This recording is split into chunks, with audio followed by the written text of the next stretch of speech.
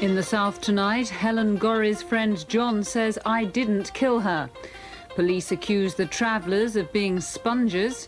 And gold medal winner Sally arrives home to a heroine's welcome. Good evening. The man referred to as John in murder victim Helen Gorrie's diary has tonight told TVS that he's completely innocent. John Corcoran and another local man, David Benfield, were questioned by detectives at Horndean Police Station over the weekend.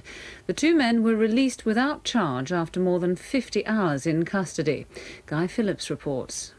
David Benfield and John Corcoran have described the past 3 days as a nightmare. The pair, back home after being questioned over Helen Gorrie's murder, say they're innocent. We didn't do it. I know we didn't do it, so I haven't got nothing to hide. I've told the police that, and Dave's told the police that as well, and we haven't got nothing to hide.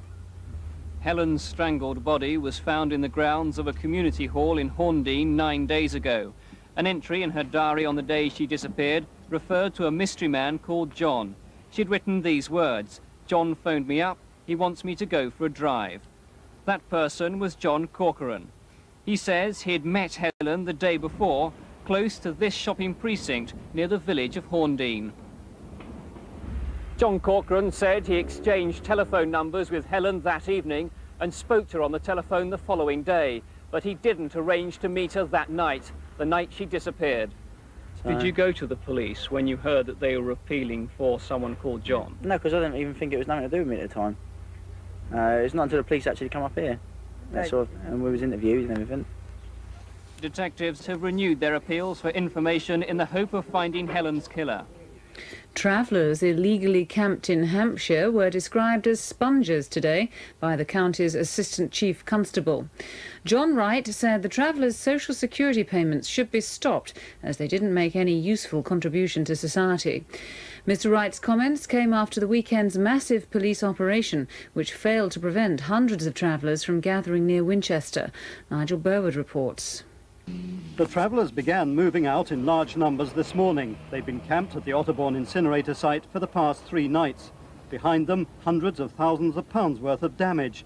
It was caused by a huge fire and other acts of vandalism for which the travellers deny responsibility. But whatever the cause, it's put Hampshire's main rubbish incinerator out of action. Today's newspaper headlines accuse the travellers of taking revenge, and the Assistant Chief Constable also has harsh words for them. At the moment, they're sponging off of society. They're sponging off of you and I. You and I are paying for them, and yet you and I are paying our taxes for them, and this is what they do. What do you say about the damage here? Well, I'm appalled at it. I'm really fed up about it. I'm totally fed up about it. I don't want to see this. Like my friend said, it's just going to get in the paper. It gets in the papers, it gets us bad press. Everywhere we go, we get taunted. But whoever was responsible, Hampshire charge payers will have to pick up the bill. And while this plant's out of action, that's £4,000 a day. A man who went on a joyride through Reading town centre while high on the drug ecstasy has been jailed for 2 years for reckless driving. A judge at Reading Crown Court said Abdul Wahid from Liverpool Road was a danger to the public.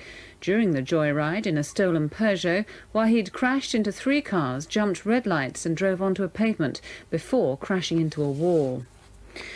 A new report on the housing market says prices in the south could fall by as much as 9% this year, and there'd only be a slight recovery in 1993.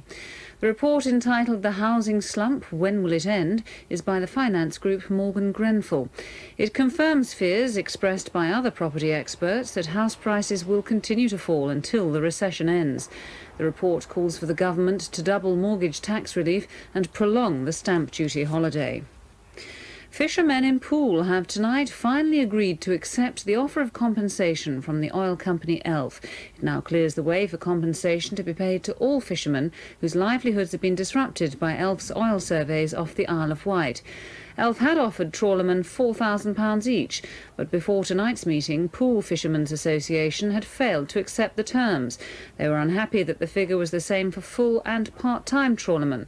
However, it took just 40 minutes for them to change their minds. In the first instance, I think a large majority were reluctant, but needless to say, needs must when the devil drives, and things have been tight this season, and now there are a lot more in favour.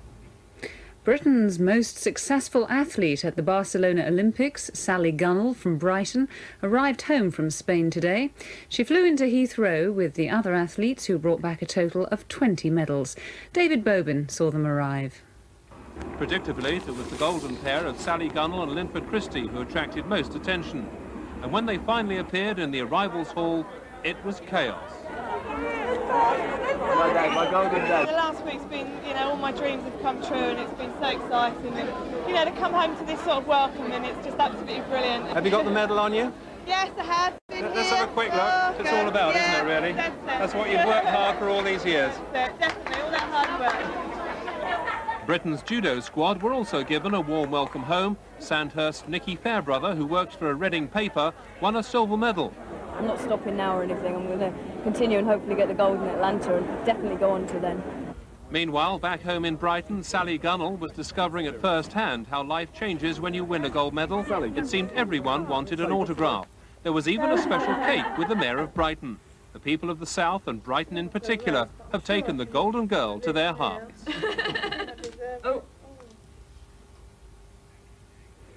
And that's the late news from the TVS newsroom. We're back at 9:55 tomorrow morning. Good night.